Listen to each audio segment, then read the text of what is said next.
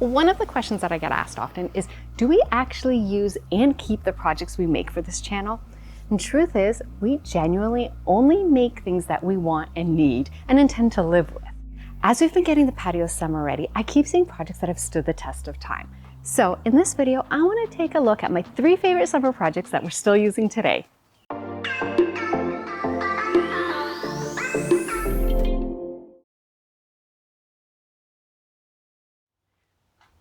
For the first throwback project, we're going poolside.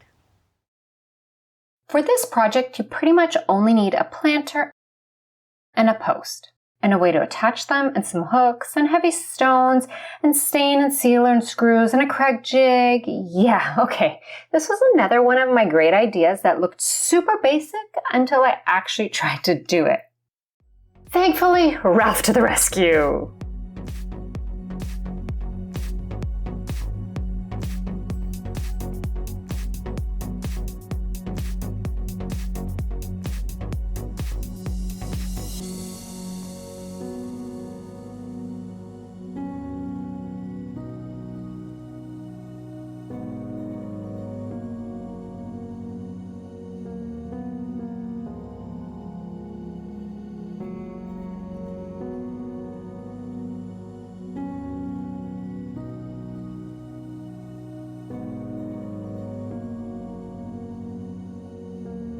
We wanted to top off the post with a cute end cap. I found 3 pieces of scrap wood in descending sizes. Stacked together, this makes a decent design.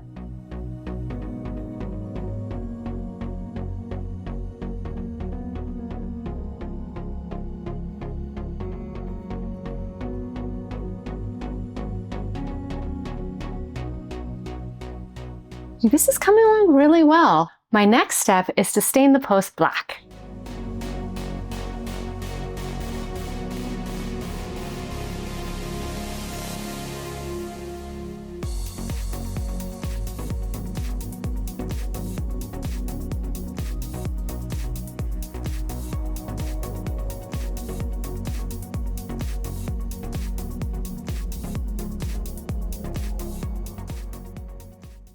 So at this point in the video, you're supposed to be watching us bringing the towel rack to Rose's house. Ralph does some really great close-ups of taking it out of his SUV and then us bringing it to the backyard. And then the planter on the bottom is still empty, so we fill it with stones and just set it all up. And then Claire comes out and she hangs some towels on it. It looks so cute. Everything's great. And then I deleted it all. I can't believe I deleted the video. Age. I'm just blaming it on age. Totally don't even remember deleting it, but I did. So it's all gone.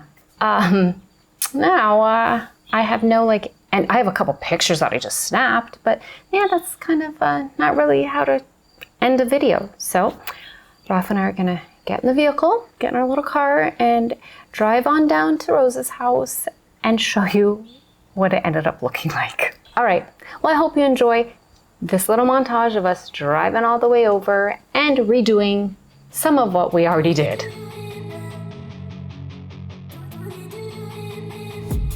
I've been dreaming on in my head like I've seen it. A life worth living is a life with meaning. I'll do what I love till my heart stops beating. I'm feeding this demon.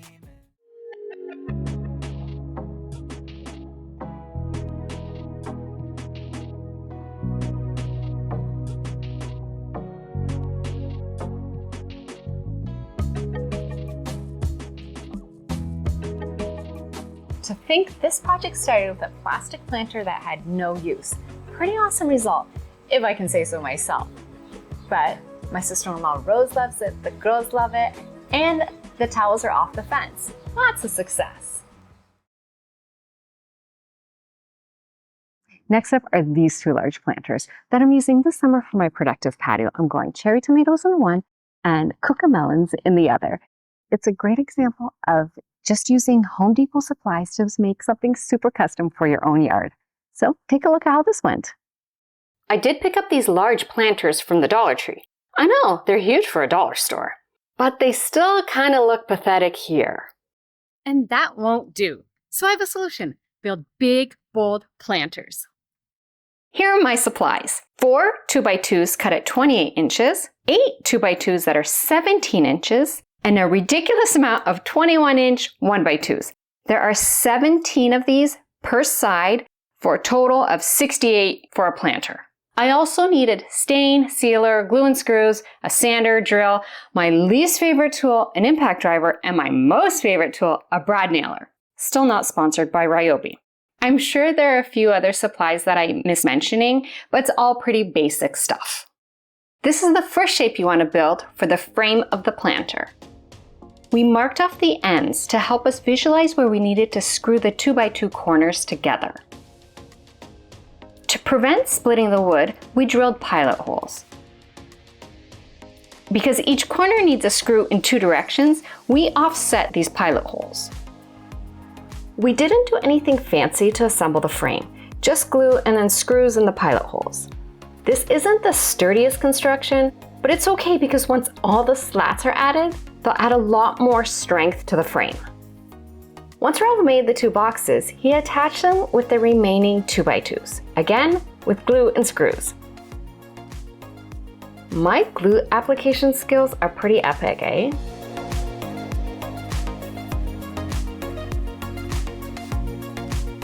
And this is what the completed frame looks like. Next, we needed to build a platform for the plant to sit on. Ralph cut some more 1x2s, and they were attached at a height of 13.5 inches from the bottom of the frame.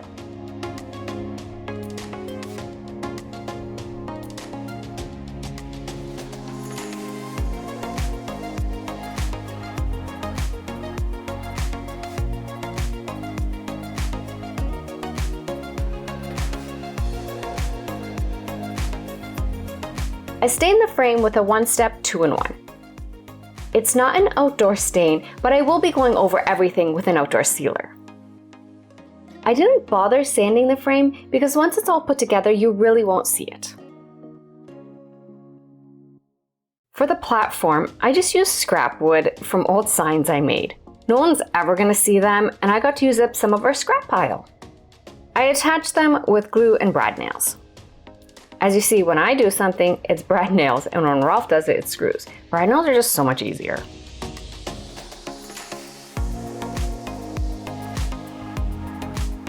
To cut the slats all the same length, we set up a stop on the miter stand, and I went to town cutting almost 140 slats.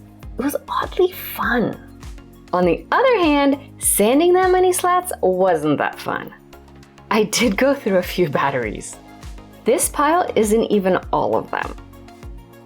Flagstone stain has become the official color of my backyard projects. I've used it so much that I've already had to buy another can. The color is a light tan with gray undertones. I only ever do one coat because it's pretty pigmented. The slats were attached with glue and my trusty brad nailer. It didn't misfire at all for the whole 2-planter project. I just kept running out of nails. For even spacing, I used a piece of cardboard. I just didn't squeeze too tight as to not compress the paper. The cardboard was long enough to keep both ends of the wood slat level. To get that cute in-out pattern on the corners, I alternate which side of the slats were flush to the side of the frame. This was a lot of fun watching the design come alive.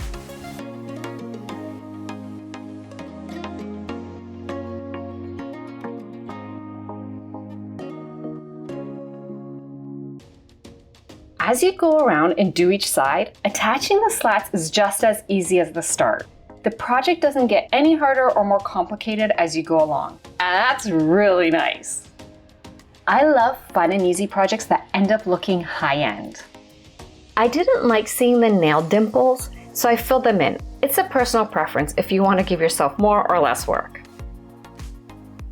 Once the build part was done, I then sealed the inside of the planter.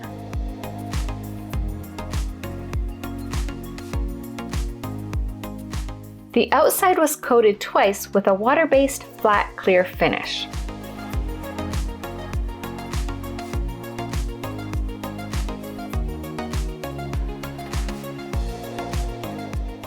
This is the finished project. What do you think of the alternating corners? Leave me a comment letting me know.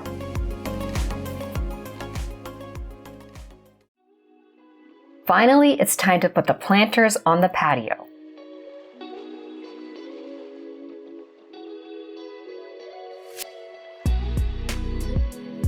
I'm impressed that these are DIY. The supplies are really basic, but the end result isn't. I like how big and chunky they are and how they mimic the shape of the stone posts of the pergola. My large yet pathetic looking Dollar Tree pots are large and stylish now.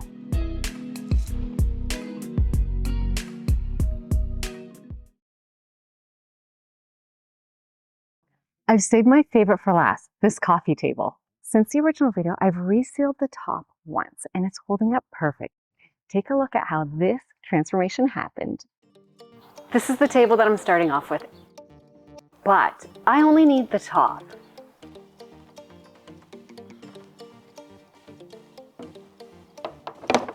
This has a really thick, uneven coating of, I don't know, paint stain, something red. But all I know is I have a lot of sanding in my near future, or like right now.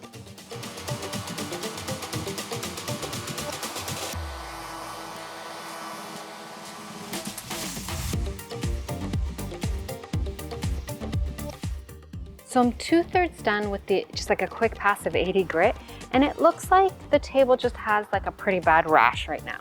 So, oh, and it feels really, really rough. So bad rash and rough, so still a bit more sanding, but this is how it's coming off. So it's not bad, just a little rashy.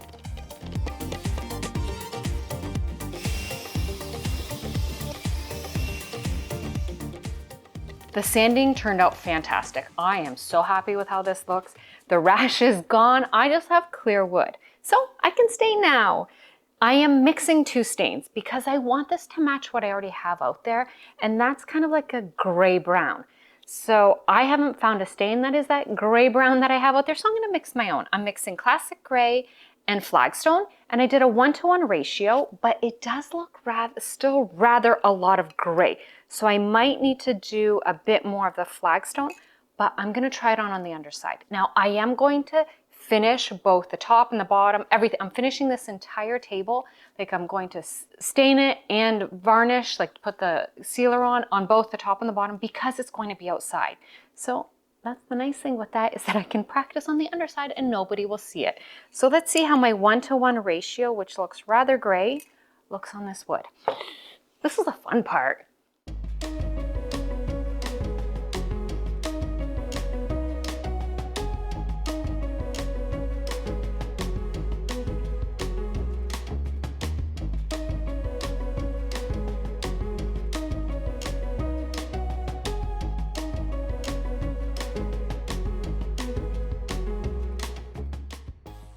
What do you think of the color now that it's dry? I think it's so good. And my next step is to protect it. So I'm going to be using the wood finish that I use for all my outdoor projects. It's this one diamond wood finish by Varathane. It was suggested to me once and I've used it ever since and it works great. So I need to just mix up the can because you can't shake it. It makes bubbles and bubbles are bad on your finish. And then I want to flip the table over because I want to do the underside first. I need to do at least 4 coats, and each coat takes 2 to 3 hours to dry. So, well, I know what I'm doing this weekend, but it's gonna look so good. Oh yes, and it's like a milky white. So when you first apply it, it does look white, but it ends up drying clear. So it looks weird, but it's totally fine. It does look like, I don't know, almond milk? Yeah, or oat milk. No, it really looks like oat milk.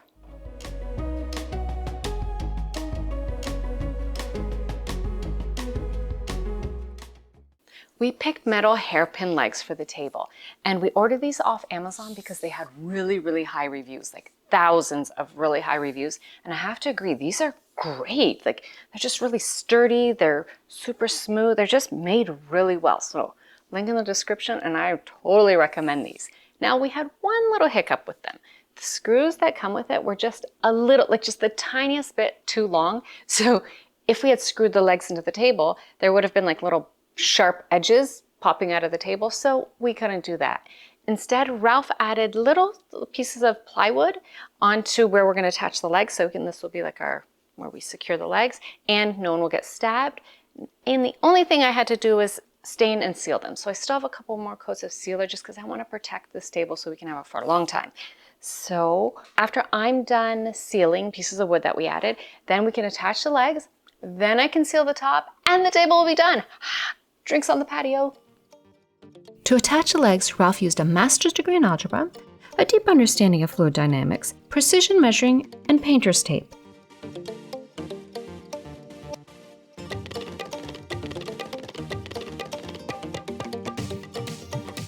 And my least favorite tool, the impact driver. Wow.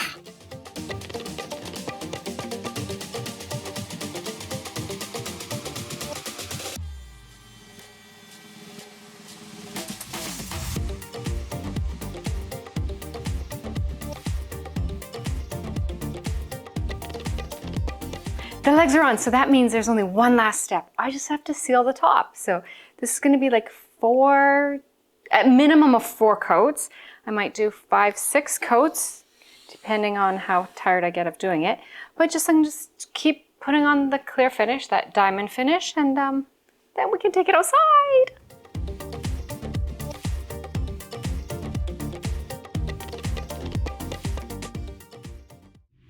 With 6 coats of the diamond finish, the table's ready for patio life. Here's a reminder of what the table originally looked like. And now, here's my cozy pergola space. This table is a $20 Facebook Marketplace find, and now it's the perfect piece to tie this conversation space together.